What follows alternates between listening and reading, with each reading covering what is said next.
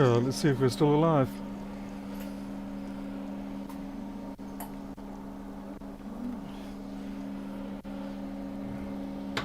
I don't know if that's going to change anything. But I guess we'll see. Now I've got to restart everything. This is what I'm talking about. The USB support on or with this chipset or with Linux is just, you know, super sucky. Yeah, they tell you can have so many devices on USB, no trouble and whatnot. Really, it's kind of like Wi-Fi where they say you can have 100 users on Wi-Fi, but you know after you have about 10 or 20 of them, everything just goes to the crap fast. Let's see. I've got to restart a bunch of things now.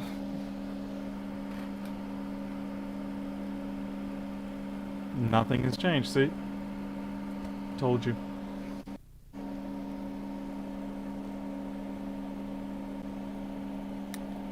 Yeah, really don't know what to do.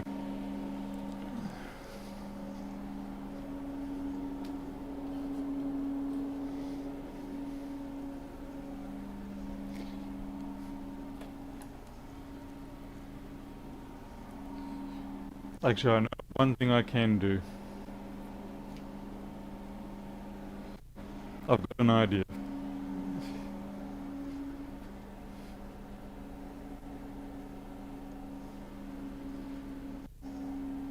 Well, I gotta find the box first.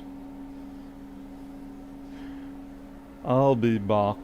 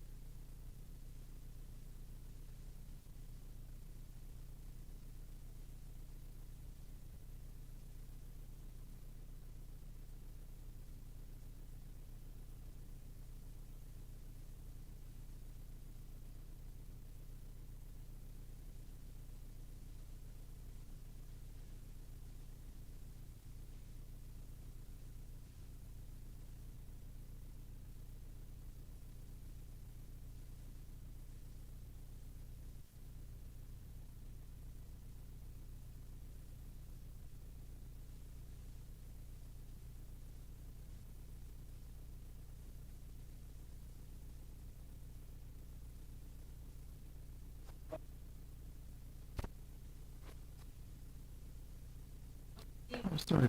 Sorry.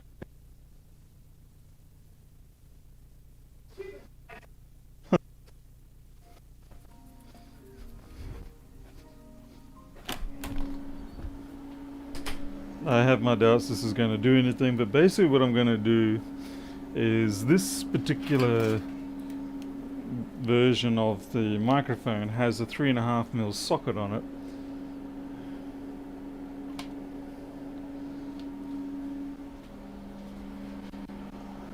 So I'm going to see if I change input.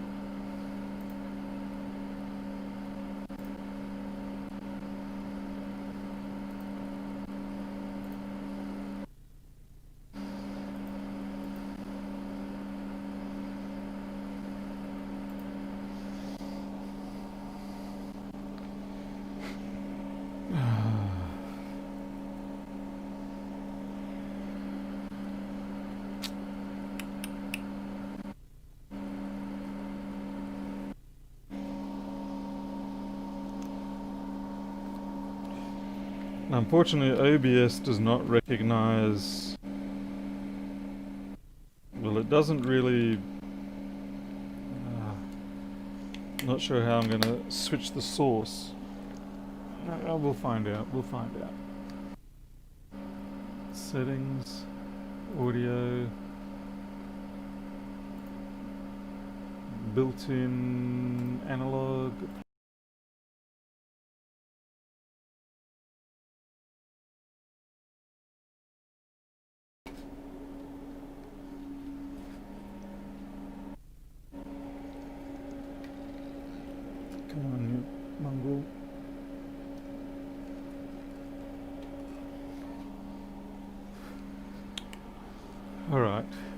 Okay, so now we're running on the built-in audio. I don't know what the audio levels are going to be like.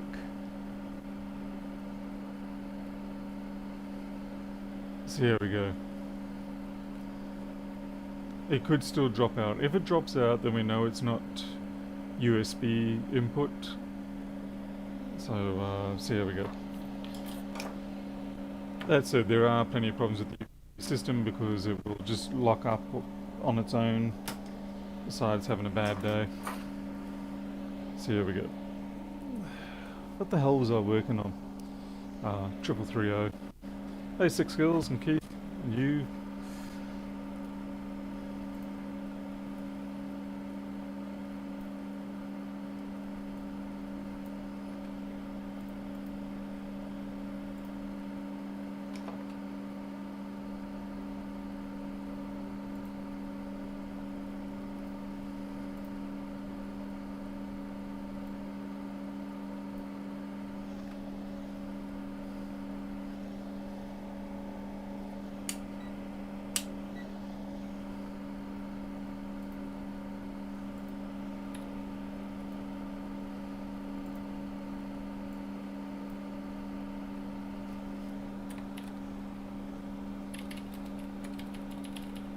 Come on.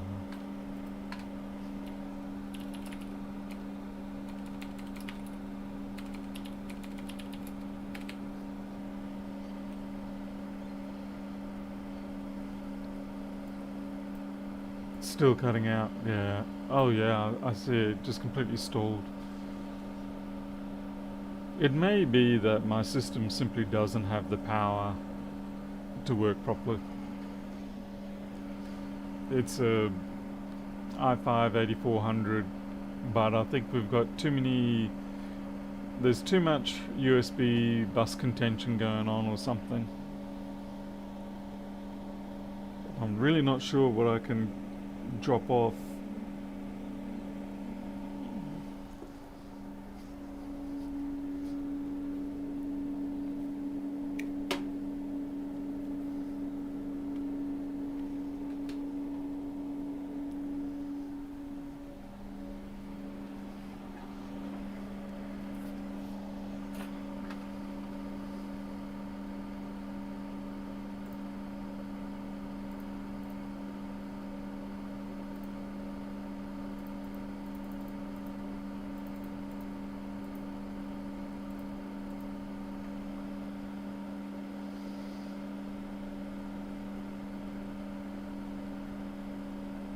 Darren, I've got two USB cards in this machine. I've got a 4-port one with one channel, one USB chip.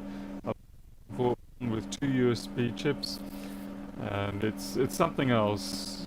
So I mean, I think it's probably the Linux USB subsystem. There's fan noise, but that's to be expected because I've got my extractor on. See, boom, yeah, extractor on. So I think really just a new machine outright, something that's new and decent. Because when you think about it, I'm running 3 cameras, all at high definition, plus I'm running FlexBoard View, which is a bit of a CPU hog at times. So there's many different places where Linux can be saying, get stuffed, I'm not doing this anymore. Ryzen 5800, I think I might have to actually just stick with a single window either way. Like just stick with that or something like that. How many USB controllers are in your machine? A lot, I would say. Probably at least 5 or 6 now.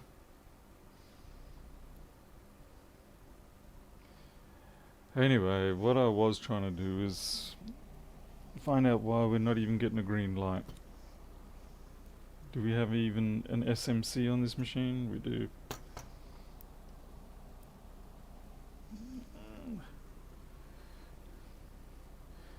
Could change the scheduler. I could, but it shouldn't even be doing this in the first place. I guess that's what really concerns me, is it's like, this is not normal behavior.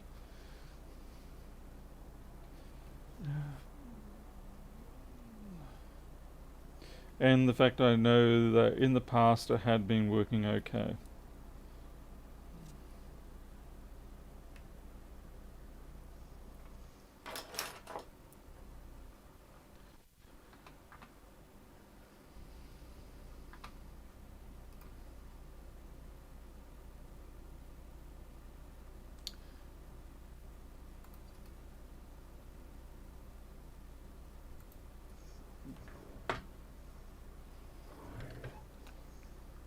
Weird. It didn't switch to microscope. Okay, there we go. Hey, Defcom. Yeah, the cat's doing well. You know, she's not happy about being cooped up in that room. She's going to be there for a few days yet, but not much else I can do. Can't let him run around, not with that sort of surgery. Alright, so you're not going to be able to see it, but I'm going to do a Rails run through. 3v42 will be our first point of call, which is usually up. Oh no, I'm thinking of a different board.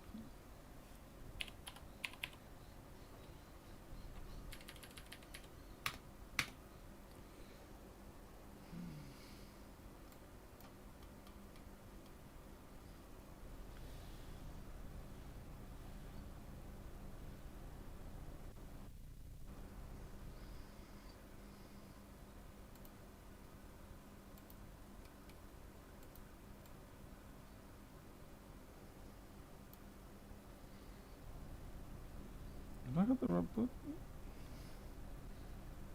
I'm sorry, I'm feeling just a bit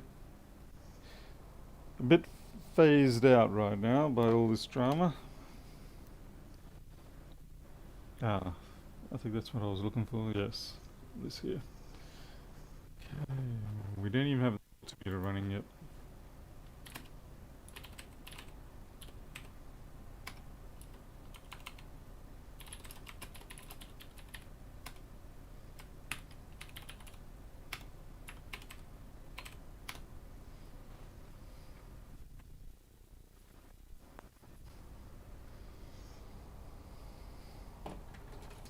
Mongrel.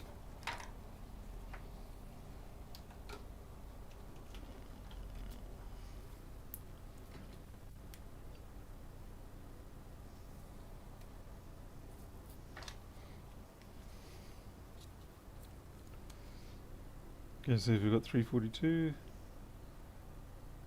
340. It's a little low. I mean, I know it doesn't sound like it, but we'll consider it within margin for now.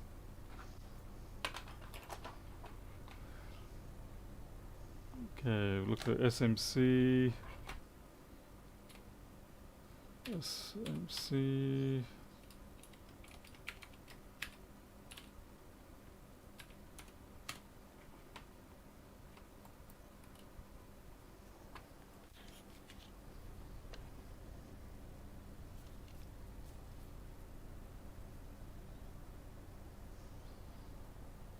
Okay, that's fine. Is this one wire?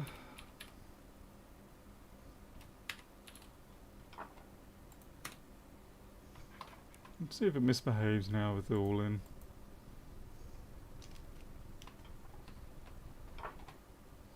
Oh, you got a thermal camera. Which one did you get?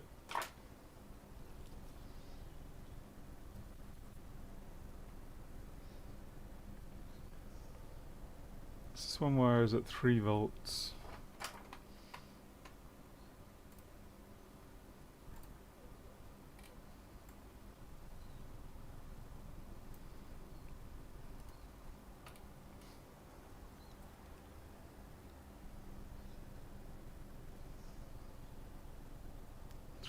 .4. Yeah, so that's...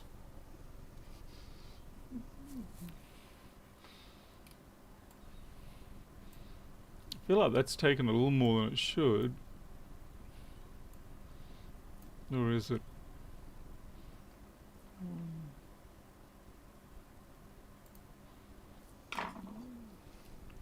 Yeah, 0.4 volt drop is... It's a little bit steep. Okay, 0.4 going into the chip.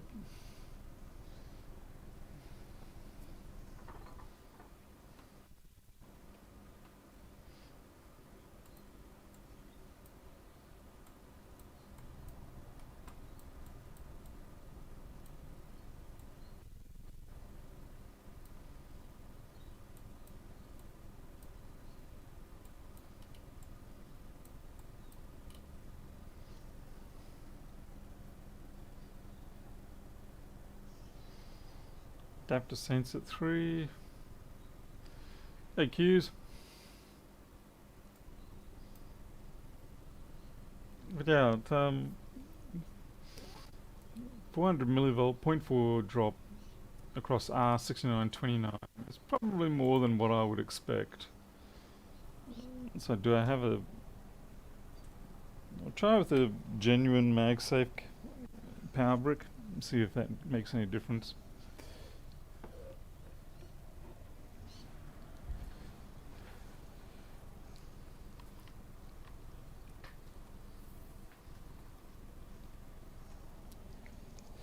And the flex board view that you can see at the moment, it's got some new features on it, but it's not the one that's publicly available yet. I'm still working on a few optimizations. One of the big optimizations I'm working on is so that it doesn't chew as much processing power, even when it should be just idle.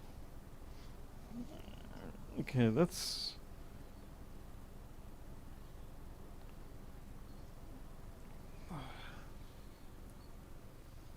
Hey, Trevor.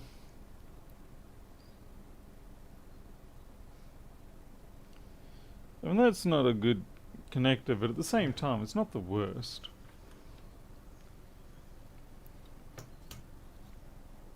I'll try another one.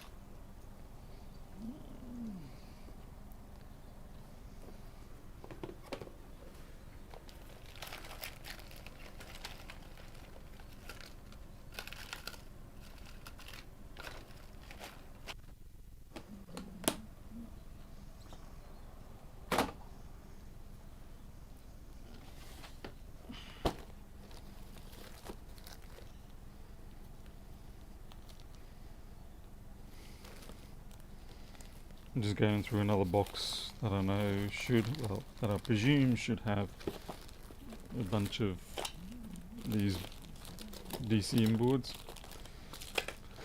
Pardon me.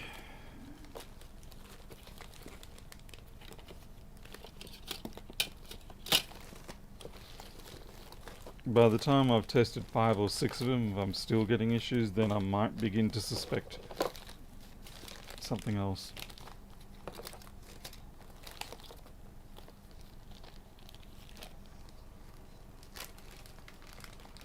Hey Jessica.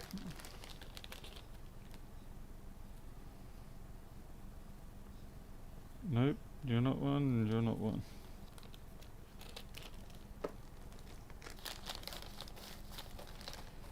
Honestly, I just feel so exhausted. I will tell you this much, trying to deal with the house situation is extremely taxing.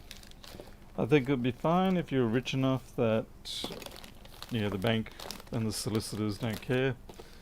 But when you're essentially trying to slide in on the home loan and the conditions by the skin of your teeth, it is most certainly exceptionally draining on you. No, nothing there.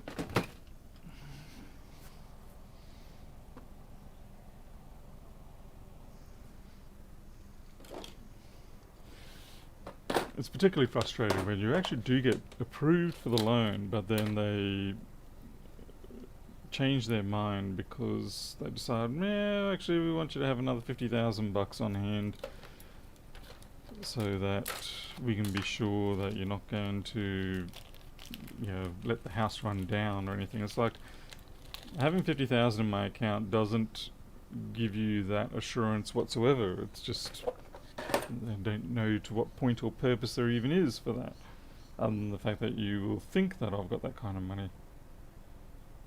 No, is that right?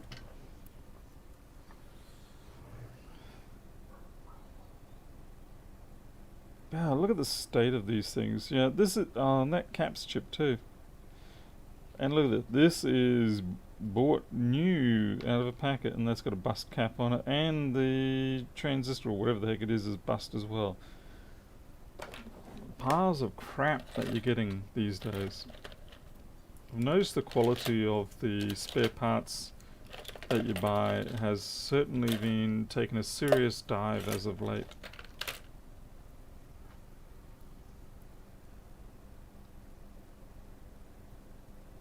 Yeah.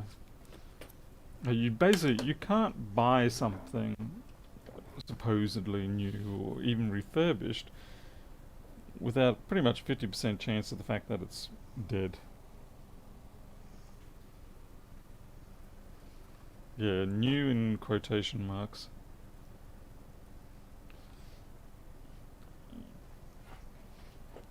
Alright, so of course, we must be getting SMC activity because we're getting a green light. Don't know why I was chasing the other stuff. As I said, tired, worn out, frustrated. PP bus. What is our PP bus? G3 hot.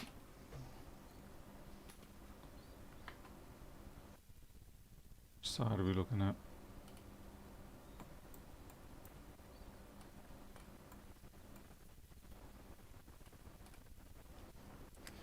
Pair of fuses, that'll do it.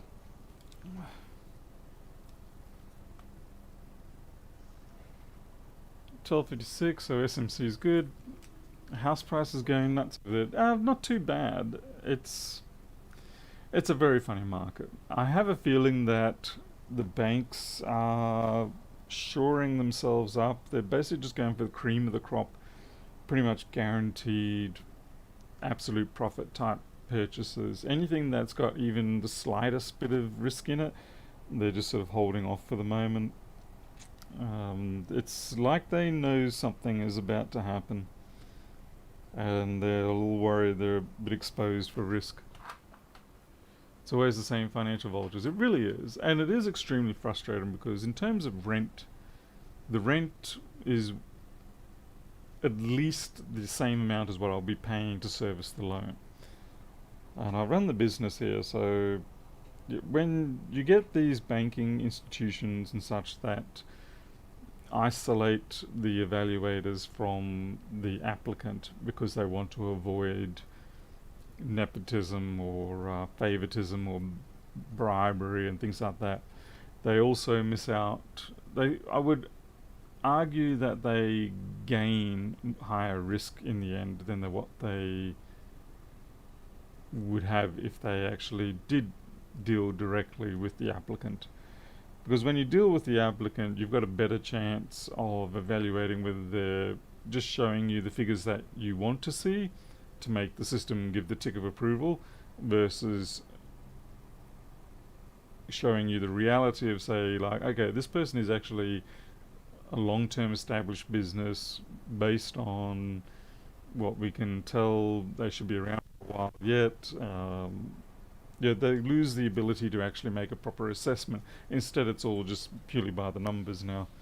And the numbers, while the numbers don't lie strictly, they can mislead. Yeah, they don't want to take any risk, yeah. None whatsoever. But I fear that it's actually just reinforcing their risk position even more. Because they're not going to be picking up loans that they probably could make profits from. And like I said, more than likely, if you can present to the bank a set of figures that make you seem like you're a no-risk candidate, then you're probably lying. But the trouble is the bank doesn't really, I guess the feedback loop isn't fast enough for them to pick that up until too late.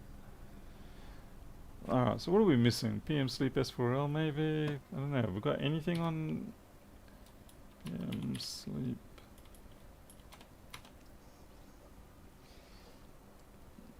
We're on PCH side. Yeah, we're going to have to flip the board to see this one.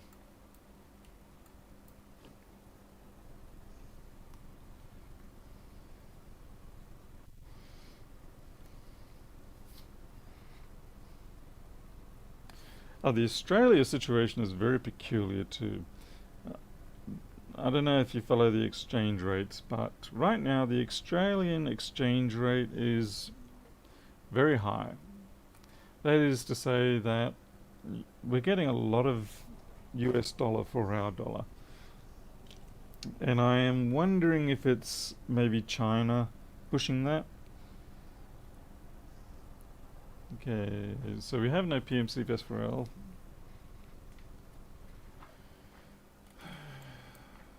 Do we have RTC G3 hot?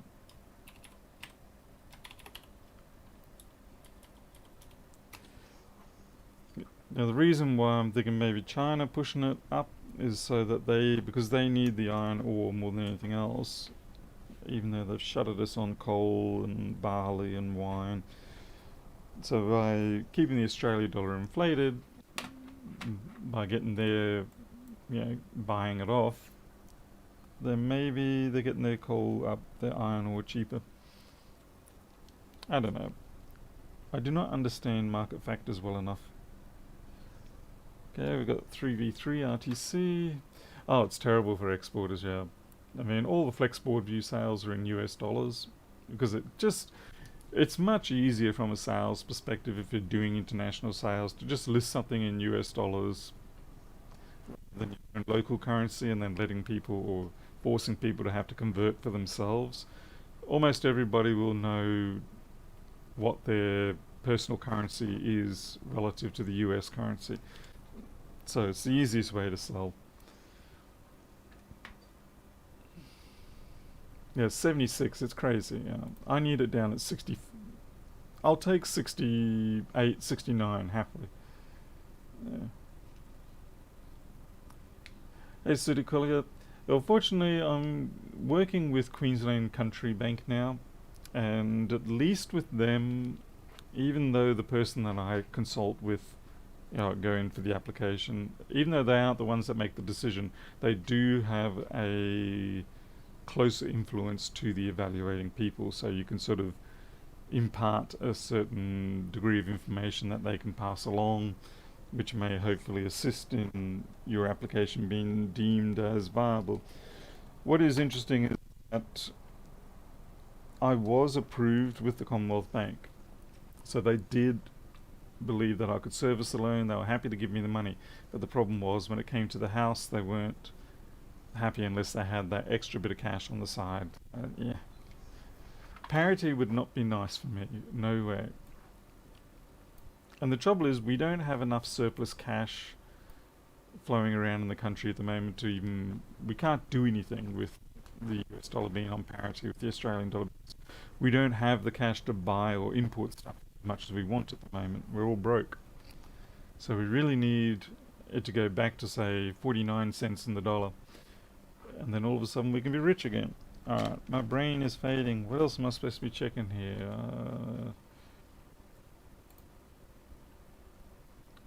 We'll go have a look at the power on sequence. Okay, we do have PV bus.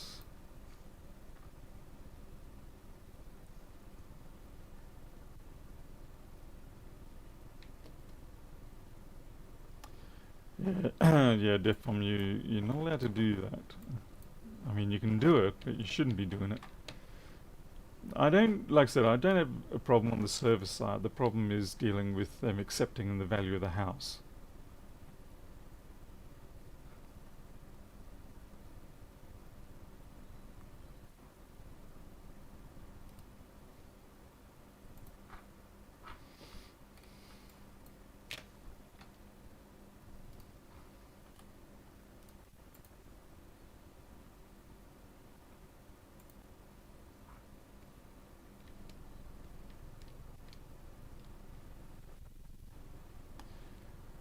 The clock, well, the 3v3, like what we're looking at right now. And the trouble is, this meter does not give me a frequency output, realistically.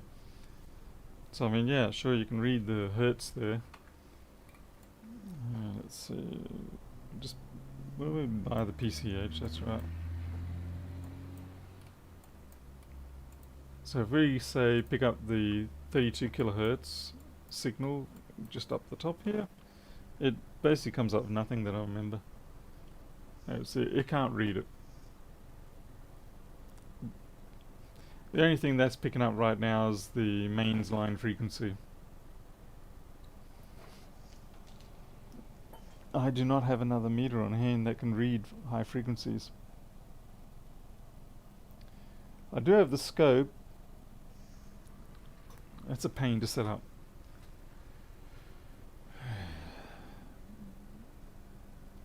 I don't know. I think I'm going to have to just walk away from this for the day. I think I'm a bit yeah, a bit out of it. I've noticed that the face cam is a little bit stuttery too. A little bit. Yeah. Scope. Right, fine. I suppose I should put the Rygold to some use. Actually, it's not a Rygold, it's a Handtech.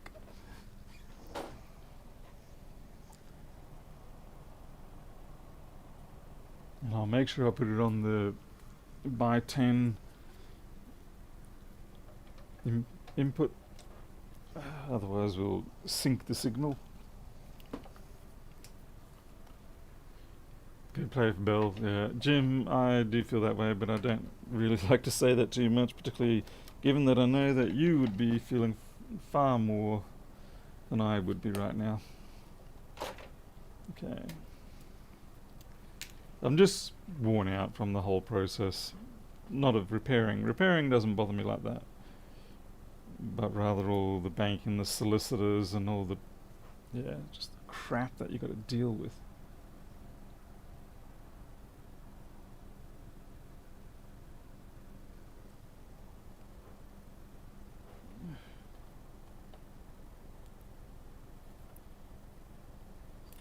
Shoot.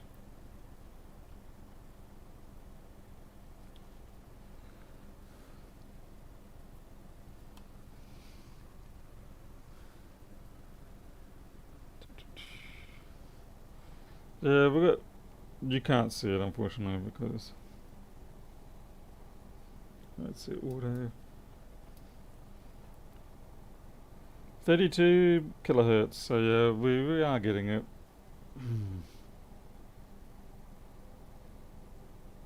The signal's pretty crappy, but we are getting it.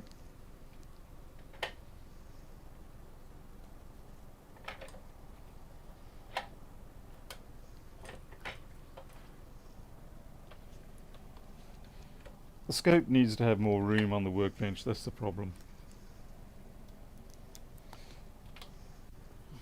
Okay, so we do have our 32 kilohertz.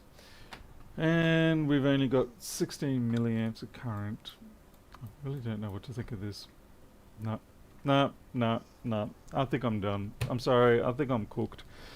I'm going to go and play with the kitty cats and do some software development. I'll try and get the Flexboard view sorted out so that you can all enjoy the new version. And I'm thinking I'm going to make a release of the new visual update. Let's see, schematic. Yeah, this new visual update. So I think I'll make the revision release for this, but I'll do the open broadcaster later.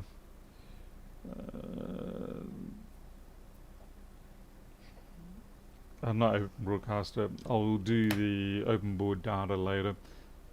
There's been no audio crackling. Okay, that's interesting. So it's probably a USB issue in that case, because we are. The only thing that's happening now is the receiver for this system is being powered by USB, but the actual audio is coming in via the 3.5mm port.